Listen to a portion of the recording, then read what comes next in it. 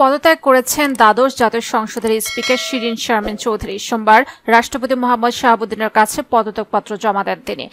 এদিকে শিরিন শারমিনের পদত্যাগের পর প্রশ্ন উঠেছে, আগামী জাতীয় নির্বাচনের পর নবনির্বাচিত সংসদ সদস্যদের শপথ পাঠ করাবেন কে। বাংলাদেশের সংবিধান অনুযায়ী পদত্যাগ করলেও নতুন স্পিকার দায়িত্ব নেওয়ার আগ পর্যন্ত শিরিন শারমিন চৌধুরী পদে থাকছেন বলে গণ্য হবে।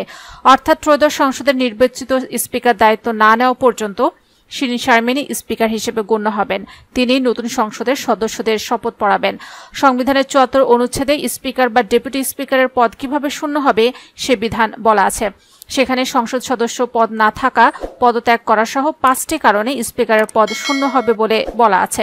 তবে একই অনুচ্ছেদে বলা আছে, এসব বিধান সত্ত্বেও ক্ষেত্রমতে স্পিকার বা ডেপুটি স্পিকার তার উত্তরাধিকারী কার্যকর গ্রহণ না করা পর্যন্ত শ্রেয় পদে বহাল রয়েছেন বলে গণ্য হবে। বাংলাদেশের সংসদীয় গণতন্ত্রে রাষ্ট্রের তৃতীয় সর্বোচ্চ পদ জাতীয় সংসদের স্পিকার। সংবিধানে বলা আছে, রাষ্ট্রপতির পদ শূন্য হলে কিংবা অনুপস্থিত, অসুস্থতা বা অন্য কোনো কারণে রাষ্ট্রপতির দায়িত্ব পালনে অসমর্থ হলে ক্ষেত্রমতে রাষ্ট্রপতি নির্বাচিত না হওয়া পর্যন্ত কিংবা রাষ্ট্রপতি পুনরায় স্বীয় কার্যভার গ্রহণ করা না পর্যন্ত স্পিকার রাষ্ট্রপতির দায়িত্ব পালন করবেন।